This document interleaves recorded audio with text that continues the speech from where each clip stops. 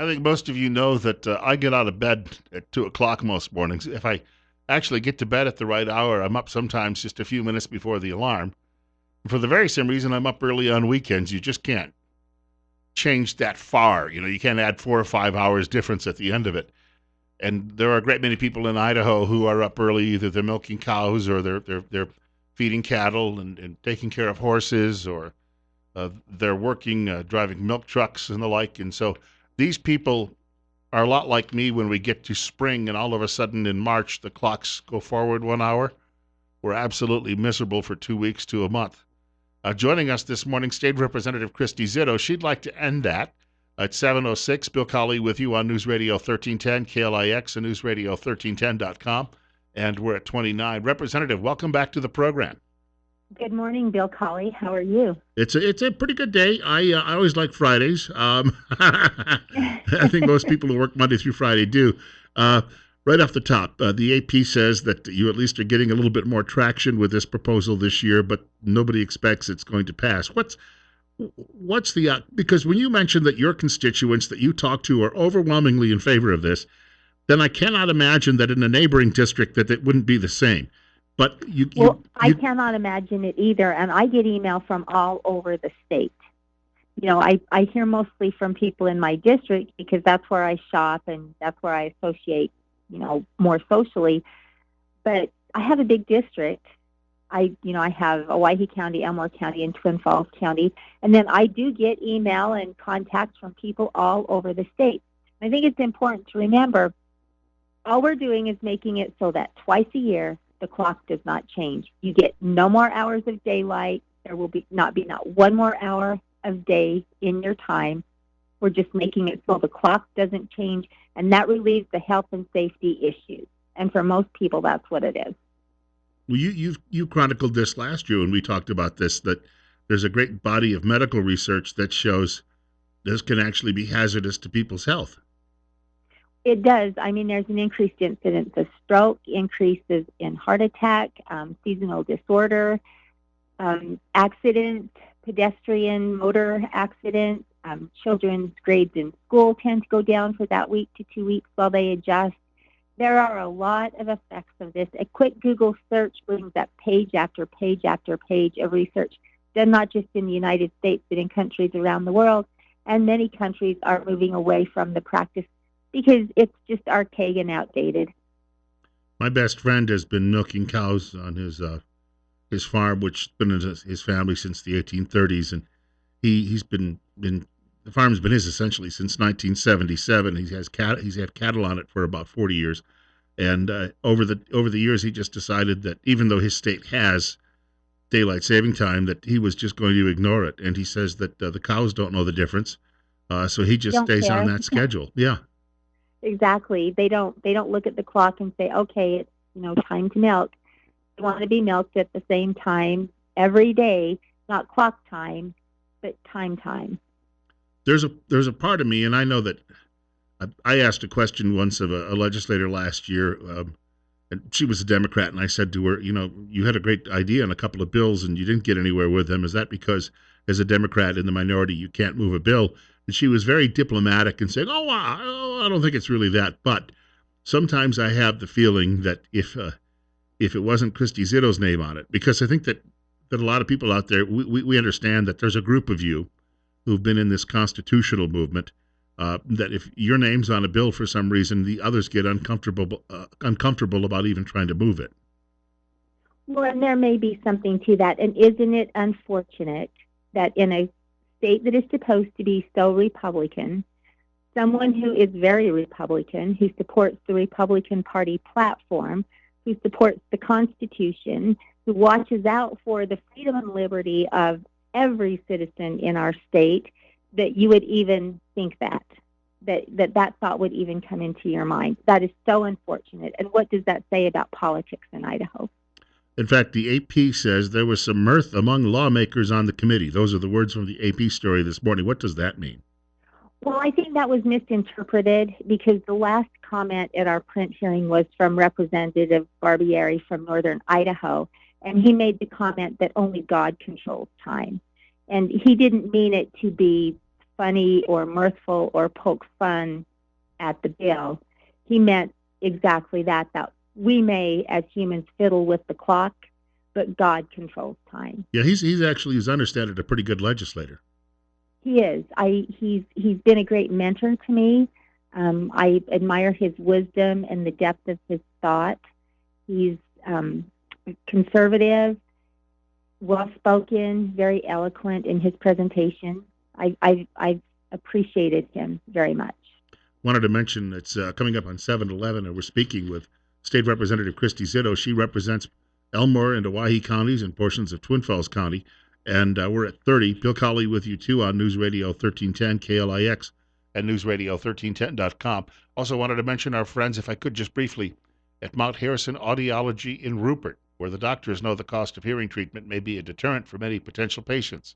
So the doctors are thrilled to be the only hearing healthcare clinic in southern Idaho providing treatment a full-service subscription plan which gives you access to best practices and technology for a low monthly payment. So call Mount Harrison Audiology to begin your hearing loss treatment today. The number 208-547-6329, 208-547-6329, and check out the website, MountHarrisonAudiology.com. I've been a proponent that the state should be representative in one time zone, and I know that the reason it isn't is because North Idaho, they do a lot of business with Spokane, where Southern Idaho does a lot of business with Salt Lake City, and those are two different time zones. But even then again, in modern times, I don't see why. If you're in Jackpot, Nevada, they keep our time, even though they're in a different time zone, because that's how business works. And because I bring this up, some days when I watch kids going to school in the dark, I shudder at the thought of what might happen, because it's difficult sometimes to see the little fellows as they walk up and down the streets.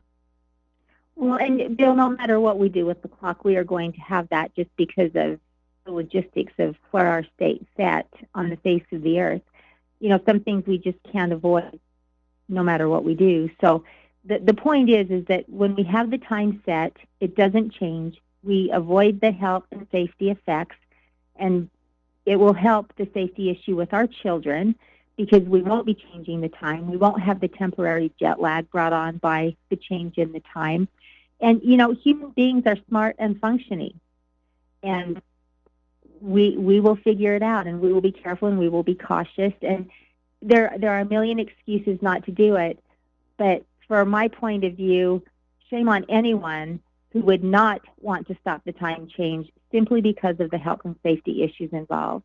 We've got about a minute before the break. If this thing went to initiative and referendum, I think it would pass. I think that the change would pass. I think that the public would go for it. Well, and we shouldn't have to do that because that is why we have a representative form of government. I listen to my constituents. Almost every piece of legislation I carry is initiated by someone either in this state, a citizen, or in my district, because I choose to listen to what they say, and I choose to represent the voice of the people in this state and in my district. That's why they sent me there. And so it's my duty to do that and to uphold my oath of office. And so if you feel like that this would pass through referendum, then people need to start listening to the people that they represent and stop playing petty politics or whatever else the reason might be.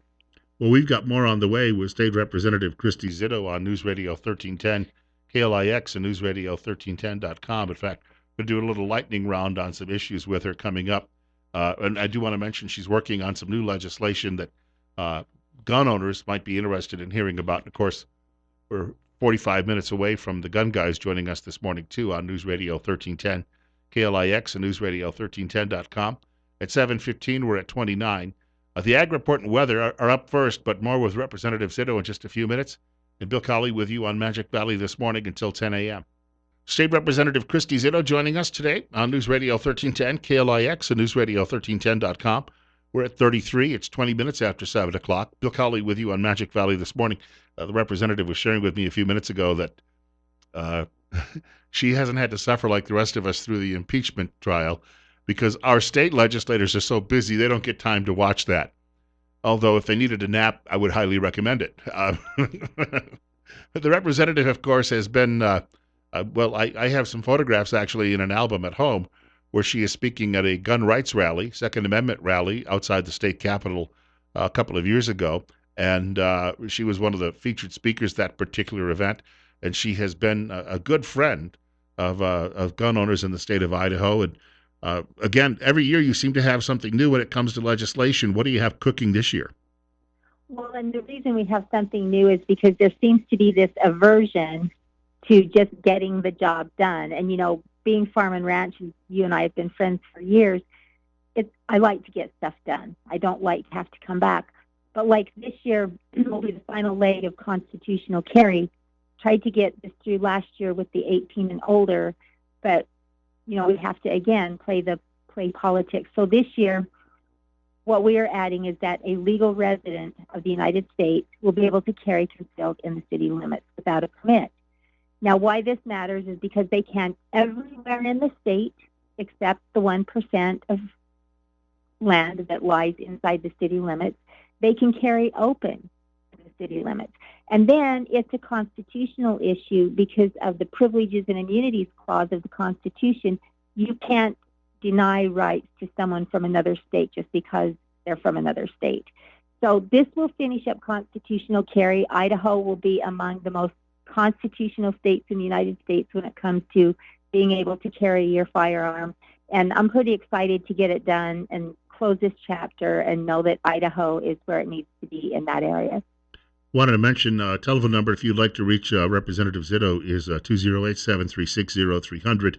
And again, keep it brief because we have a lot of material we still want to cover. But caller, you're up next. You're on the air on KLIX. Go ahead. Caller, are you with us? Okay, apparently not. Well, tell you what, we want to touch on a couple of other subjects if we could while you're with us this morning. One of those, I just saw a comment, just fresh comment on my Facebook page about this representative. There was a column by Nicole Blanchard from the Idaho Statesman, and she's upset that Idaho does not have a national park. Even though 22 states don't have one, we're the only western state without one. Now, technically, there's a sliver of Yellowstone, but she is saying that we need one. Of course, I believe it's just another level of federal government coming in here that we don't need. And I just saw a post on my Facebook page from someone who says, nothing broke here, why fix it? So what's your take on that? I would tend to agree with that. Nothing's broken, so why fix it? 68% of the land in the state of Idaho is under federal control already. Why do we need to add more to that? And if you look at it from an economic standpoint, that 68% of the resources in this state that are not available to private individuals to make a living on the land. And so I can see absolutely no reason to add anything more than we already have.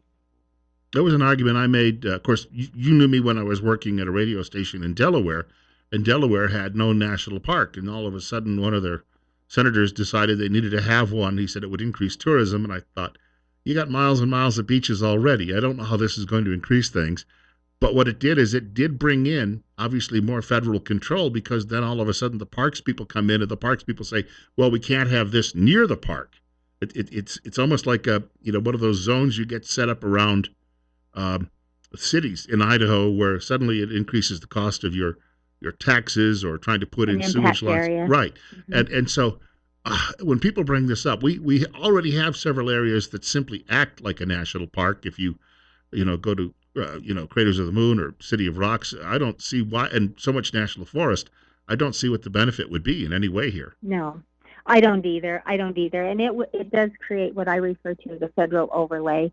And we just don't need it. I mean, people come to the state of Idaho already. Idaho has a really good tourism program, but people come here because it's a beautiful state, because we're diverse. Northern Idaho is so different from southern Idaho. Like you say, we have a lot of things to see, a lot of things to do. We really don't need to add any more, and especially to add it to federal control. I think our state and our localities do just fine, and they would probably do better without the federal government telling them what and how to do it. And so I agree with you completely on that. I think we have another caller trying to reach us, so let's try to pick up the caller. Caller, you're on the air with State Representative Christy Zero. Go ahead.